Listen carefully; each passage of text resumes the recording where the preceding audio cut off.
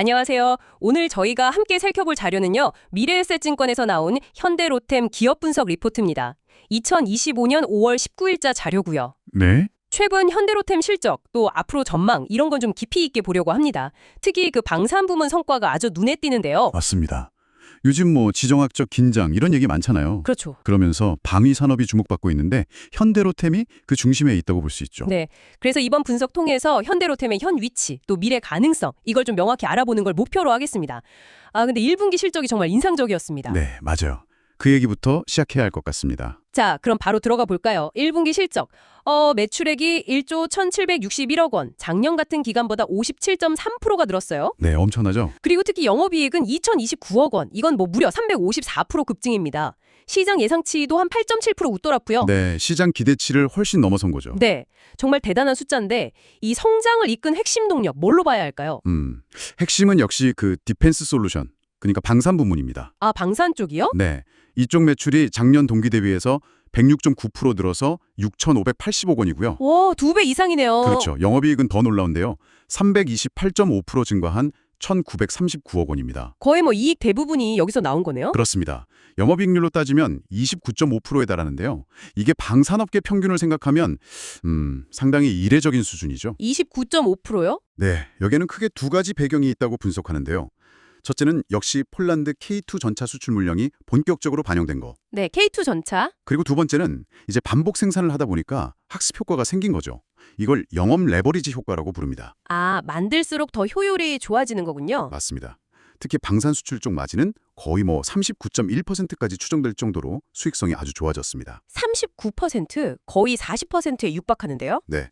근데 중요한 건 이 높은 수익성이 이게 잠깐 반짝하는 게 아닐 수 있다는 분석이 나온다는 겁니다. 그 점이 중요하겠네요. 리포트에서도 그걸 강조하고 있죠. 컨퍼런스 콜에서도 폴란드 2차 계약 지연 우려도 좀 해소됐고 네, 그런 얘기가 나왔죠. 하반기 매출 공백 가능성도 낮다. 그리고 이 거의 40% 가까운 수출 마진이 2분기 이후에도 계속될 거다. 이런 긍정적인 메시지가 있었다고요. 맞습니다. 수익성 측면에서는 상당히 자신감을 보인 거죠. 그렇다면 이제 수익성은 어느 정도 최고 수준에 가까워졌다고 보면 네. 앞으로의 관전 포인트는 어디로 옮겨가야 할까요? 네, 좋은 지적입니다. 수익성, 그러니까 P는 이제 상당히 높아졌어요. 그래서 이제 중요한 건 Q의 확장입니다. Q의 확장. 네, 수주 잔고를 늘리고 매출 규모 자체를 키우는 거죠. 뭐랄까 음식점으로 치면 맛은 이제 최고 수준이니까 손님 수 자체를 늘리는 데 집중하겠다. 이런 겁니다. 아하, 양적 성장이 중요해지는군요. 그렇죠. 결국 K2 전차의 추가 수출 계약을 얼마나 더 확보하느냐.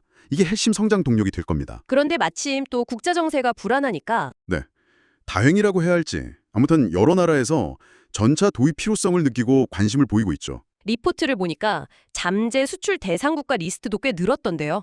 맞습니다.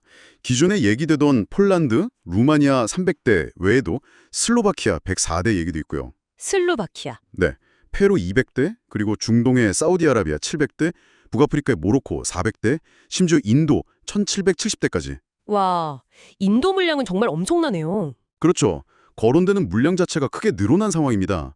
물론 미국의 에이브람스나 독일 레오파르트 같은 쟁쟁한 경쟁자들이 있습니다만 네, 경쟁이 치열하죠. 그럼에도 K2 전차가 빠른 납기 그리고 가격 경쟁력 이런 걸 무기로 여전히 매력적인 선택지로 평가받고 있다는 거죠. 그렇군요. 이런 긍정적인 전망 때문에 미래에셋 증권에서도 목표 주가를 올렸군요. 네, 투자 의견은 매수를 유지했고요. 목표 주가는 기존 14만 원에서 17만 원으로 21.4% 상향 조정했습니다. 17만 원. 네, 그 근거로 2025년 예상 EPS 기준 PE, 그러니까 주가 수익 비율을 보는데요.